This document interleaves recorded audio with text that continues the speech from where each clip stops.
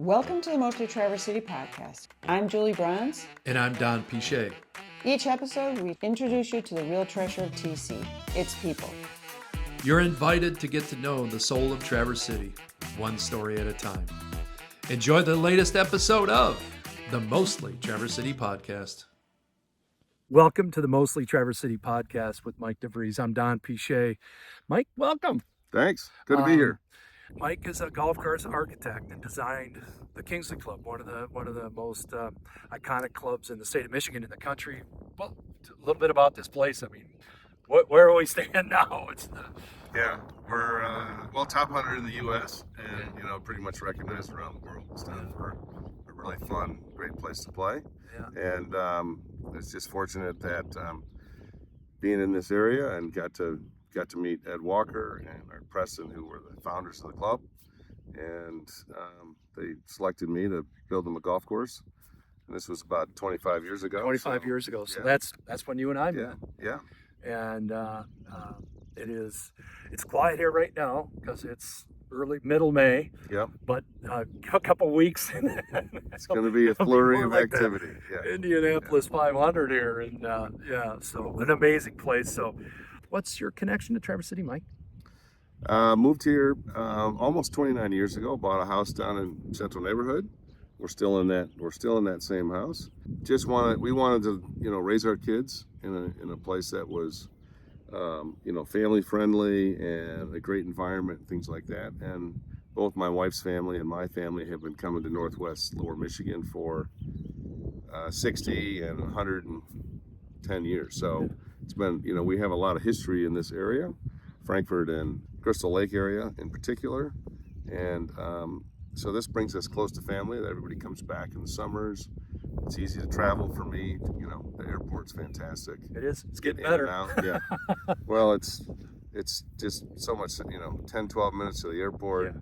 Get in a jet, go to Detroit, anywhere in the country, noon local time, or maybe you fly through Chicago. It depends on your preference. But yeah. So it works out pretty well for that, and it's a great place for kids. It is a great place for kids, and it's a great place for golf. And it'd be remiss if we didn't talk about Traverse City and just the abundance of amazing golf courses around here, of which you have your thumbprint on several of them. There's a million golf course architects. What makes you different? Well, I grew up at Crystal Downs over in Frankfort, working there in the summers, and this is an Alistair McKenzie design for the golfers out there. Everybody knows the Masters. He designed the golf course at Augusta That's National. supposed to be a pretty good golf. So it's pretty good. And Crystal Downs, likewise, is one of the great golf courses in the world. And I just happened to, work there every day of the summer, and that was a super, amazing. It's like a graduate course in design every day of the summer. So you went to the school of immersion when it comes to like being around great golf courses. Yeah, I was just fortunate. My grandparents and my uncle played golf, and that's how I got into the game.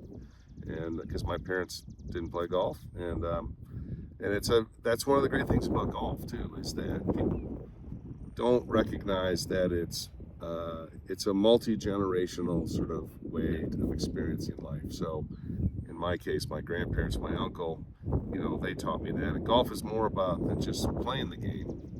It's, you learn how to mark a golf ball and not walk in somebody's line on the green, or, not juggle your change and stuff like that. I mean, you learn about, unless you're a crafty guy. But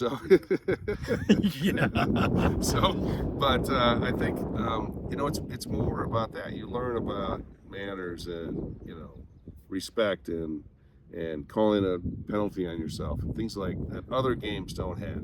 That's why we live in Traverse City too, because we value those things. We value integrity and honesty and a relationship. And if I cross you, what's the cost for me down the line? We live in a smaller community. Yeah. That cost can be very steep, and some people have to pay the price, and others just like follow along what our forefathers have done. And it sounds like that's what happened with you. And so you found a love in the game, but probably the game, but the culture more than that was the first thing. And then you learned how to do this. Yeah. How how did it transition, or when did it become that thing like, this is what I'm going to do?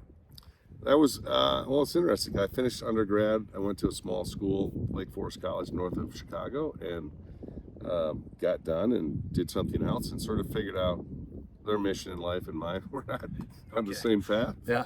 And, that's good to figure out early when you're, Yeah, when the you're sooner young, the better, right? You don't waste 10 years doing something.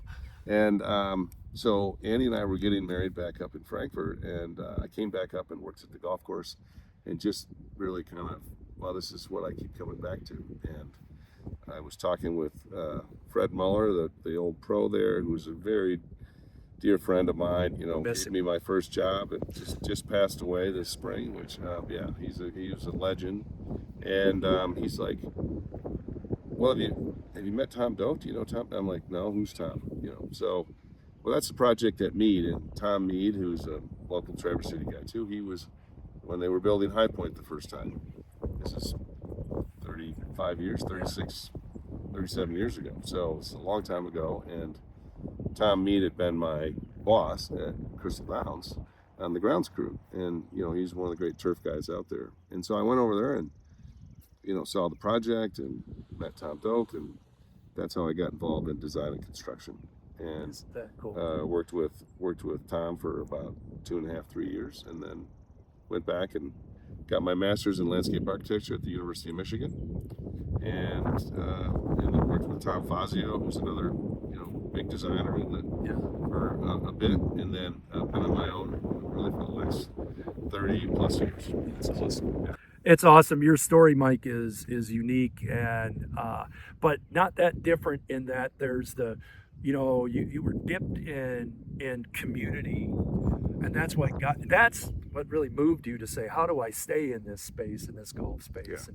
And it was a natural for you to.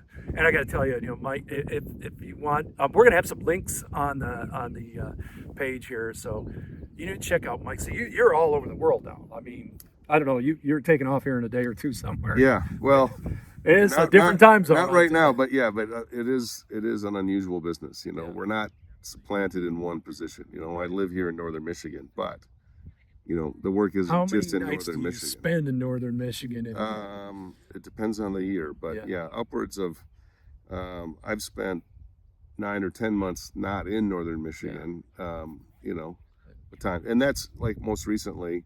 So we just built another golf course in Australia. Built a couple golf courses in Australia. Cape Wickham, which is on King Island. It's a very small island that's a part of the state of Tasmania, which is, as they call it, the island state there, because it's a smaller island that's, off just south of Melbourne and just past the Bass Strait. And we did that about a dozen years ago, and then had an opportunity to go back, and we just finished 7 Mile Beach, which is, in fact, today is opening sort of preview play. Oh, wow. Which is just outside of Hobart, the capital of Tasmania. And I did that with, I have a partner over there, Mike Clayton, who's was a professional golfer on the European Tour and the Australasian Tours, and got into architecture about 30 years ago. And so he's a partner of mine, and I also have a partner in Europe, Frank Pont.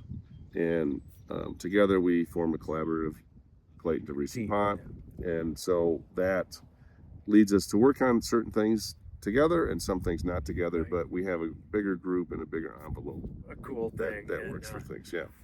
So right here in Traverse City, you'll see this guy hanging out at the library or at the bookstore, and maybe not the library, huh? Occasionally. It's been a while since I've been to the library.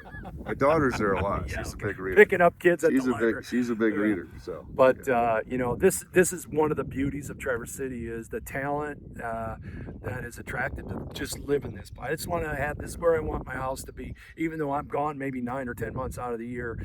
Traverse City is home, and so someone is maybe new to Traverse City, maybe they're a visitor. How do you suggest, or what would you say those people connect, or they get plugged into this community? Assimilate into the community. How would you suggest people do that? Well, lots of different ways. It depends on what your interests are. So if you're a boater, we got the Great Lakes here, Yeah. and we got all these inland lakes and stuff like that. So there's a lot of opportunity with that. Or if you're a golfer, there's tons of golf. If you like hiking or biking or anything like that, there's all these opportunities to do that. And Travers serves as this hub. So, there's great food downtown. There's great culture with City Opera House, the Alluvian, a new venue that's down there on 8th Street. And you've got Interlock, and they have an incredible. That's where we met last music time. camp. We saw Yeah. you at the That's right. Lake Street Dive, I think That's it right. was. That's right. Yeah, that was a great concert. They're unbelievable. So I think there's all these opportunities that, depending on what your interests are. And we haven't even mentioned the wineries and tours and all that kind of stuff too. So that brings a lot of people. But I think there's an opportunity to find something that you like if you're just visiting, exploring the area, or if you're looking to move to northern Michigan. What does that offer? How do I get involved? And there's lots of opportunities like that. The curling club's doing incredible stuff with that too. I think that's one of the somebody else I was talking with said, the suggestion was that, they think about how they would plug in before they got here. Do you know what I mean? So that when they were here, just was the natural, like, that's what I'm doing now. I'm joining a golf league, or I'm in the curling club, or I'm, getting on this board or that board. And I think, but yeah, you're right. We have so many variety of things here, and it's such a great place. What's the perfect day for you? Well, it's going to involve golf, either building or playing. You love them both that that's much? That's an easy. You love given. them both.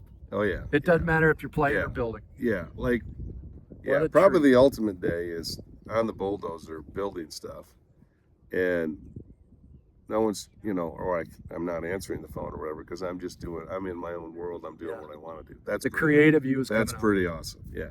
No, but I think like the ultimate day is, for me, is getting up early and getting out to the golf course. I like to play early. I like to walk. Do sweeper. I like to, and I I don't want to be waiting on people. I like to play fast and stuff like that, and have good camaraderie with friends.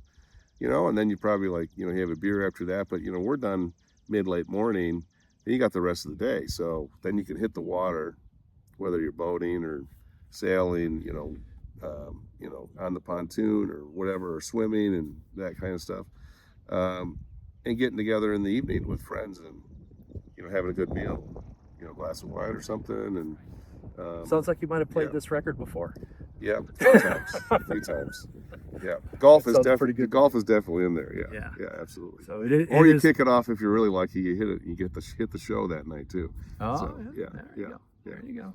Mike, you could live anywhere and doing what you do. Yeah. You could live anywhere. Why do you stay here? People, they ask that a lot. They're like, "Well, what about the winters?" And I actually like winter. I like snow. I like the really I thought you were a pretty sane guy. severe up until this change point. of the season. Yeah. So, winter has a different aspect to it, though. Whether you're a snowshoer, skier, snowmobile, or whatever, there's other activities you can do. So, I actually, we live downtown in central neighborhood, and so I don't have like a big long driveway, and I don't have a snowblower. I use a shovel. Yeah. And I call it my winter workout. It's like, hey, go out, shovel the snow, do For 7 minutes. do some work. So that's maybe that's just the little kid in me that's what I did, to make money when you were when you were out, right. doing On a snow day, I'm gonna go shovel roofs. you shovel Yeah. neighbors' walks, and you made a little money when you were a kid. So, but we like that. We like the full sort of seasonal aspect of it. The water, being near the big water, And whether real it's water, a big inland lake, a stream, the Great Lakes, the bay, etc. All of that's really positive. And there's a different aspect to that. So when you're in that mode, but it doesn't matter what the season is, but when you see that sunset, Lake Michigan, it's pretty special. Yeah, that is. And it's fresh water. Yeah. No sharks, no salt, no worries. That's what they say. But yeah, and kind of, I was a northern Michigan, kid, so it's kind of like this is sort of home, right? So it's very comfortable. I mean, it's an amazing place. And, developed a lot of friends and all that. It's really good. Yeah, it is really good. Last question. I think my last question. People that know you well, what do you think they would say is your superpower? Well, that's a hard question. Well, one, I don't suffer from jet lag too badly, which is good because I have to travel a lot. It sounds like it, yeah. Maybe I'm just used to it. I don't know. But what do you see in yourself as your superpower? What are you capable of doing and seeing and creating that other people can't see, do, or create? Well, I think there's a lot of design sort of background, architects and stuff in my family. And so I think I take some of that aesthetic, understanding scale and space and stuff like that, and then being involved in golf and being involved in construction, there's a lot of factors that you have to think about. It's not just an art form, it's not just the rules of golf, it's not just turf grass, it's not, there's drainage, there's irrigation, there's all these things. And I don't do all of that, but I have to have an understanding of it. And so being able to simulate all of that stuff and then create something that's fun for everybody to play and enjoy, and that has some sort of resiliency to withstand the test of time. That's cool. And that's a really, that's what's exciting about doing what we do. I think about your role as an architect, but really, if you think about, after I hear you talk about this and the influences that you had, you're kind of creating a place where people can have and develop and nurture and foster relationships. Yeah. I've seen you on this, used to be a deck up here having a cold beer overlooking that 9th green so many times, and just sit down and have a chit chat. And ultimately, you are a world-class designer, a world-class architect. Every time I see an overhead view of this place, from an airplane, and I look and think, God, how did somebody think about how to do this? And kudos to you for, it's just amazing. It must feel so great. But I want to say, personally, when you look at this place, it's absolutely a great golf course. But it's like an incubator for relationship building. Yeah, I think it.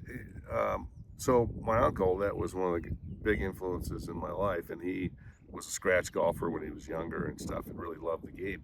Later in life, he got into fly fishing and other things that, his golf sort of took a back seat. Yeah. I think he was at such a level playing that when he sort of, lost a bit of that, wasn't dedicated to it, that became the fade turned into a fade away. I just don't, I think he just didn't really want to, he didn't want to play mediocre golf, right? I get it. And so, but when we were building this, the great thing is he came out, and my cousin, who I played a lot of golf growing up with, we came out, this is raw dirt and everything, and I'm out here, and that's a second hole, and that's a sixth hole, and this, and they're like, what are you looking at? Maybe it's just I have a sense of that space, or whatever. And I think part of that's just growing up on the golf course and experiencing that every day, getting up at the crack of dawn is something that I enjoy doing. Seeing the sunrise on the golf course and stuff. There's a what does it look like at 7 a.m. versus 7 p.m.? Right. There's a lot, and it changes throughout the day, and it changes throughout the seasons up here too. So you get a lot of different looks at land and how things are. And I think that's one of the great things. Every venue is different. We're not tennis courts. Not right. There's different tennis court surfaces, but it's all flat, X by X, all the same size. And this has all these variables. Yeah. And the wind kicks up, the wind changes, or it gets rainy. You have all these different factors, and it just makes the game fun. It makes it more interesting. Yeah. It makes for more conversation. It makes for more experience, and I'm super excited to call you a friend, and grateful that you came on the Mostly Traverse City podcast. Any last thing you want to add to this? Or thanks for having me. This is super fun. Good. Go TC, baby. Appreciate you. Yeah, thank you. You too. Thanks for tuning in to the Mostly Traverse City podcast. Until next time, stay curious, stay connected, and keep living your own kind of magic.